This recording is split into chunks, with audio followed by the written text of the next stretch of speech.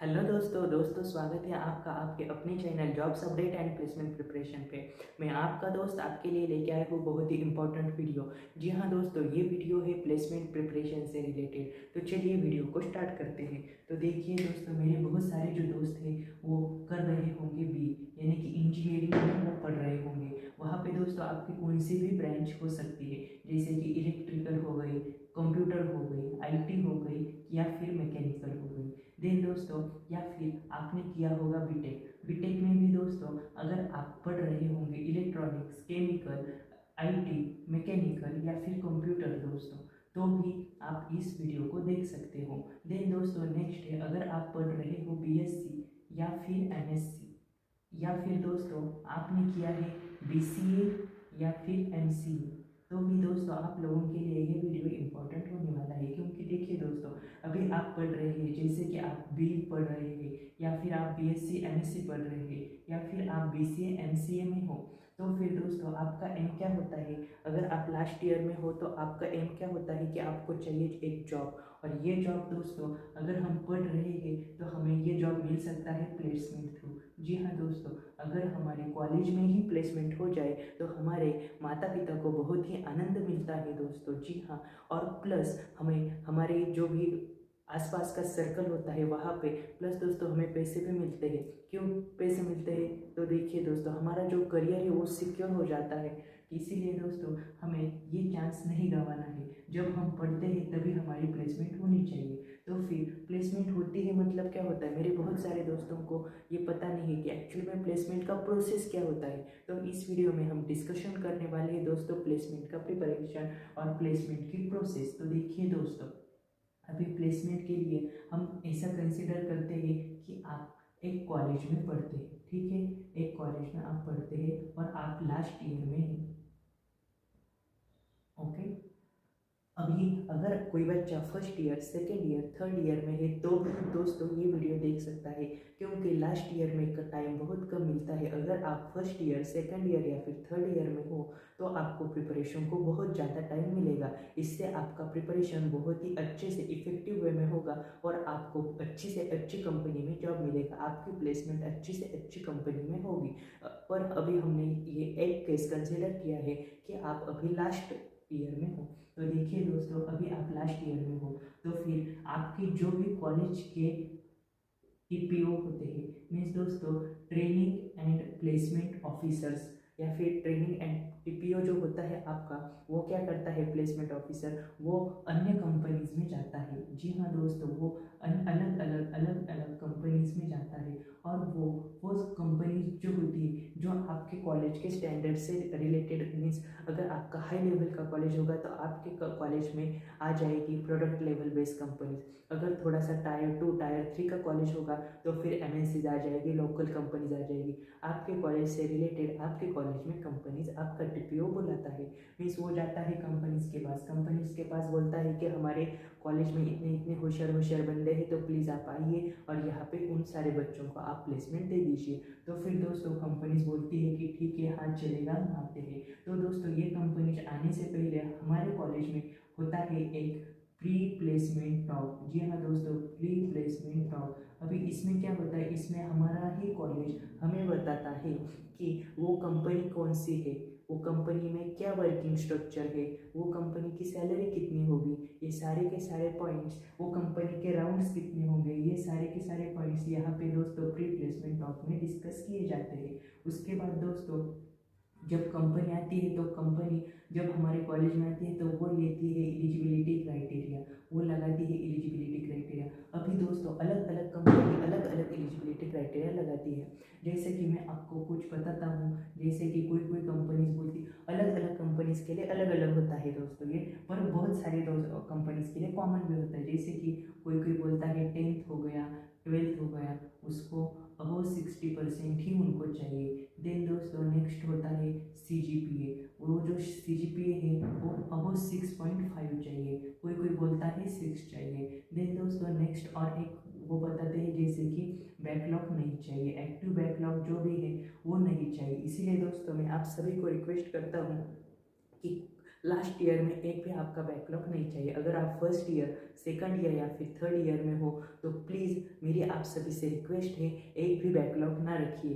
फटाफट से 6 महीनों में ही सारे सब्जेक्ट क्लियर कीजिए। मैं जब इंजीनियरिंग में था दोस्तों तो मेरा एक भी सब्जेक्ट नहीं बैकलॉग रहा था। मैंने सारे सब्जेक्ट जब 6 महीने में ही निकाले थे, और कोई भी ऐसी बड़ी बात नहीं है कि मैंने बहुत अच्छे से निकाले या फिर मैं कोई शान पट्टी नहीं मार रहा हूँ दोस्तों। मैं बस आपको बता रहा हूँ कि मैं क्या बहुत बड़ा टॉपर था, ऐसा भी नहीं हूँ। पर हाँ, मैंने जब का स्टडी तब किया तो मेरे इजीली ही निकाले थे सारे के सारे सब्जेक्ट। मेरा एक भी बैकलॉग नहीं था दोस्तों पूरे इंजीनियरिंग में। देन दोस्तों अभी ये हो गए एलिजिबिलिटी क्राइटेरिया। अभी नेक्स्ट आता है कि कंपनीज आए। अभी कुछ कंपनीज के अलग अलग राउंड होते हैं। बेसिकली दोस्तों 4 राउंड होते हैं। तो वो 4 राउंड में दोस्तों कोई कंपनीज लेती है एप्टीट्यूड। देन नेक्स्ट राउंड होता है जैसे कि कोडिंग। देन दोस्तों थर्ड राउंड होता है जैसे कि टेक्निकल राउंड। देन फोर्थ होता है HR। अगर हाई लेवल की कंपनी होगी दोस्तों तो ये कोडिंग के भी वो 2 राउंड ले लेती है। और अगर कोई MNC होगी तो वो डायरेक्टली ऐसे ही लेती है, एप्टीट्यूड लेती है, कोडिंग लेती है, टेक्निकल लेती है, HR लेती है। और अगर कोई लोवेस्ट कंपनी होगी तो वो कभी कभी सिर्फ aptitude, technical and HR round ले लेती है। तो अभी देखिए, कॉलेज में कंपनी आई तो फिर उसने लिया एप्टीट्यूड। अभी एप्टीट्यूड में दोस्तों कुछ कंपनी यहाँ पे भी 3 या फिर 4 फंक्शंस सेक्शंस पूछ लेती है। जैसे कि एप्टीट्यूड में पूछते हैं दोस्तों क्वांटिटेटिव एप्टीट्यूड। देन दोस्तों कुछ क्वेश्चंस होते हैं लॉजिकल रीजनिंग के, कुछ क्वेश्चंस होते हैं वर्बल एबिलिटी के। देन दोस्तों कुछ क्वेश्चंस होते हैं जैसे कि सूडो कोड के हो गए। और फिर कुछ कोड क्वेश्चंस जो होते हैं दोस्तों वो आपके कोड रिलेटेड सब्जेक्ट के भी पूछे जाते हैं, या फिर बेसिक कंप्यूटर नॉलेज के भी क्वेश्चंस आपको इस एप्टीट्यूड सेक्शन में पूछे जाते हैं। यहाँ पे बेसिकली जो कॉमन है वो होता है quantitative aptitude, logical reasoning, verbal ability. And then basic कोई ऑप्शनल होता है, कोई क्वेश्चन पूछ लेता है अपने कोडिंग राउंड से बेसिक कंप्यूटर से रिलेटेड, या फिर कोई पूछ लेता है जैसे हो गया कि सूडो कोड से रिलेटेड। देन एप्टीट्यूड का राउंड होने के बाद दोस्तों नेक्स्ट राउंड होता है कोडिंग का। जी हाँ दोस्तों, कोडिंग का अभी ये भी ऑप्शनल है, कोई कंपनीज लेती है, कोई कंपनीज नहीं लेती। पर दोस्तों यहाँ पे ध्यान रखिए, आप फ्रेशर्स होते हो, मीन्स आप लास्ट ईयर में होते हो या फिर थर्ड ईयर में होते हो, तो फिर आपको ज़्यादा हाई लेवल के क्वेश्चंस नहीं पूछे जाते। आपको बेसिक ही कोडिंग के क्वेश्चंस पूछे जाते हैं। जैसे कि हो गया फैक्टोरियल का कोड हो गया, या फिर फिबोनाची सीरीज का कोड हो गया, रिकर्शन का कोड हो गया, प्राइम नंबर का हो गया, पैलिंड्रोम का हो गया, स्ट्रिंग का हो गया। ये कॉमन ही कोड्स है दोस्तों, ये आपको पूछे जाते हैं कोडिंग लेवल में। ठीक है, अभी कोडिंग में होने के बाद यहाँ पे आपको 3 या फिर 4 क्वेश्चंस पूछे जाते हैं। अगर आप 2 से ज़्यादा कोड कर लेते हो तो डेफिनेटली आपका वो सिलेक्शन करते हैं। यहाँ पे भी दोस्तों ज़्यादा ध्यान नहीं देते, पर मैं आपको बता रहा हूँ, अगर आप इफेक्टिव प्लेसमेंट की प्रिपरेशन कर रहे हैं तो आपका code time complexity and space complexity को देख कर होना चाहिए, क्योंकि time complexity and space complexity coding में बहुत ही मैटर करती है, बहुत ही इंपॉर्टेंट होती है। देन दोस्तों आपका कोड नीट एंड क्लीन होना चाहिए, जिससे कि सामने वाला या फिर कोई भी ऑब्जर्वर आए तो उसको वो कोड ईजिली समझ में आना चाहिए। देन दोस्तों अभी आपका कंसिडर करते हैं आपके एप्टीट्यूड निकल गई। एप्टीट्यूड निकलने के बाद आप कोडिंग में भी शॉर्ट लिस्टेड हो गए। देन दोस्तों नेक्स्ट राउंड आता है टेक्निकल राउंड। अभी टेक्निकल राउंड में दोस्तों पूछे जाते हैं DBMS से। DBMS दोस्तों सारे कंपनीज का फेवरेट सब्जेक्ट है। DBMS एंड DBMS में दोस्तों SQL। जी हाँ दोस्तों, मुझे भी SQL के बहुत क्वेश्चंस पूछे गए थे। DML क्या है, देन स्ट्रक्चर क्यूरी लैंग्वेज क्या है, डिलीट की क्यूरी बताओ, ट्रंकेट की क्यूरी बताओ, कीज बताओ, नॉर्मलाइजेशंस क्या है, ये जो है ना दोस्तों एसिड प्रॉपर्टी क्या है, ये सारे के सारे DBMS के जो क्वेश्चंस है दोस्तों ये फेवरेट और कॉमन क्वेश्चंस है। आपको उसी के रिलेटेड ही क्वेश्चंस पूछे जाते हैं। अगर आपको इससे रिलेटेड भी वीडियो चाहिए तो मुझे बताओ, मैं मेरे एक्सपीरियंस से common ask DBMS questions definitely एक वीडियो में आपको दे दूंगा। देन दोस्तों DBMS का एक पॉइंट हो गया, प्लस आपको पूछे जाते हैं डेटा स्ट्रक्चर से रिलेटेड क्वेश्चंस। देन प्लस आपको पूछे जाते हैं टेक्निकल राउंड में एल्गोरिथम से रिलेटेड क्वेश्चंस। जैसे कि आपको पूछा जाएगा कि सर्चिंग के एल्गोरिथम्स बताओ, सॉर्टिंग के एल्गोरिथम्स बताओ, टाइम कॉम्प्लेक्सिटी बताओ, वर्स्ट केस में क्या होगी, बेस्ट केस में क्या होगी। इस टाइप के क्वेश्चंस दोस्तों यहाँ पे आपको टेक्निकल राउंड में में पूछे जाते हैं। प्लस दोस्तों कुछ कुछ companies SDLC software development life cycle का भी क्वेश्चंस बहुत बार पूछ लेती हैं। अभी सॉफ्टवेयर डेवलपमेंट लाइफ साइकिल में दोस्तों हम क्या करते हैं, प्लानिंग करते हैं, टेस्टिंग करते हैं, डिज़ाइन करते हैं, डेवलपमेंट करते हैं एंड डिप्लॉय करते हैं। प्लानिंग 1 नंबर पे आता है, डिज़ाइन 2 नंबर पे आता है, देन डेवलपमेंट 3 नंबर पे आता है, टेस्टिंग 4 नंबर पे आता है एंड डिप्लॉयमेंट 5 नंबर पे आ जाता है। प्लस दोस्तों आपको कुछ technical related basic core subject से रिलेटेड भी क्वेश्चंस पूछे जाते हैं और कुछ कंपनीज ऊप्स के ही कंसेप्ट पूछ लेती है। ऊप्स के जो भी 4 पिलर्स हैं ना दोस्तों वो पूछ लेती है, जैसे कि एब्स्ट्रैक्शन हो गया, एनकैप्सुलेशन हो गया, पॉलीमॉर्फिज्म हो गया एंड दोस्तों इनहेरिटेंस। फिर इनहेरिटेंस के भी टाइप्स ऑफ इनहेरिटेंस हो गया, इस टाइप के क्वेश्चंस आपको पूछे जाएंगे। प्लस दोस्तों अगर आपको बेसिक एक लैंग्वेज आती है, कौन सी भी हो, C++ हो या फिर जावा हो, एक लैंग्वेज तो करके ही रखिए। कोई पाइथन भी अभी कर रहा है दोस्तों, वो भी कर सकते हो। इस टाइप से रिलेटेड क्वेश्चंस आपको पूछे जाएंगे। प्लस दोस्तों यहाँ पे आपको टेक्निकल में ही कभी कभी इंटर्नशिप से रिलेटेड, सर्टिफिकेशन से रिलेटेड एंड प्रोजेक्ट से रिलेटेड भी क्वेश्चंस पूछे जाते हैं। कभी कभी ये क्वेश्चंस आपको एचआर राउंड में भी पूछे जाते हैं। अगर ये सारी प्रोसेस एक ही दिन में होगी तो आपको ये क्वेश्चंस दोस्तों एचआर राउंड में पूछे जाएंगे कि आपने कौन सी इंटर्नशिप की थी, उस पर आपको पैसे मिले थे क्या, देन आपने कौन कौन सी सर्टिफिकेशन की है, वो पेड सर्टिफिकेशन थे या फिर फ्री सर्टिफिकेशन थे। इसके रिलेटेड आपको क्वेश्चंस एचआर राउंड में पूछे जाते हैं। प्रोजेक्ट को बोलते हैं कि पूरा एक्सप्लेन करो, देन यहाँ पे बोलते हैं कि टीम वर्क किया था क्या, कितने टीम मेंबर्स थे, उन टीम मेंबर्स में झगड़ा हुआ क्या। मुझे भी दोस्तों 2 इंटरव्यूअर्स ने पूछा था कि टीम मेंबर्स तो 4 थे तो फिर तुम लोगों झगड़े हुए होंगे, झगड़ा हुआ तो फिर वो कैसे सॉल्व किया था। इससे दोस्तों वो आपकी कॉन्फ्लिक्ट सॉल्विंग की एबिलिटी यहाँ पे देख लेते हैं। यहाँ पे उनको बताना कि हाँ झगड़ा हुआ था, हमने झगड़ा भी किया था, फिर भी हमने सारे के सारे चीज़ें वो मैटर हमने सॉल्व करके अच्छे से प्रोजेक्ट लिया और अच्छे से निभाया था दोस्तों। जैसे कि यहाँ पे हम एक दूसरे के ओपिनियंस का रिस्पेक्ट करते हैं, वैसे उनको यहाँ पे दिखाना पड़ता है। और प्लस उनको यह भी दिखाना पड़ता है कि हम टीम मेंबर्स और एक टीम में काम कर सकते हैं। देन दोस्तों आपको सैलरी से रिलेटेड क्वेश्चंस पूछे जाएंगे, जैसे कि अभी तो हम इतनी सैलरी दे रहे हैं, वो तुम कितनी एक्सपेक्ट करते हो, आपकी स्ट्रेंथ क्या है, आपकी वीकनेसेस क्या है। ये सारे के सारे जो भी रिलेटेड क्वेश्चंस है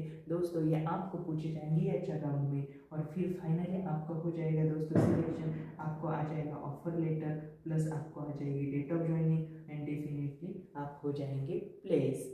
तो आई होप दोस्तों आपको ये वीडियो समझ में आया होगा। जैसे कि मैं क्विक ओवरव्यू और ब्रीफ में आपको एक्सप्लेन करता हूँ कि अगर आप BTech, BSc, MSc, BCA, MCA कर रहे हो और आप सोच रहे हो कि एक्चुअली में आपको चाहिए प्लेसमेंट, तो इस वीडियो में हम देखेंगे कि प्लेसमेंट की प्रोसेस क्या होती है। तो दोस्तों हमारे जो भी लास्ट ईयर के बच्चे हैं उनके लिए हमारे ही कॉलेज का TPO जाता है अलग अलग कंपनीज के पास। जी हाँ, अलग अलग कंपनीज के पास जाके फिर कंपनीज को बोलता है कि आओ हमारे कॉलेज में हो, हमारे कॉलेज के बच्चों को प्लेसमेंट दे दो।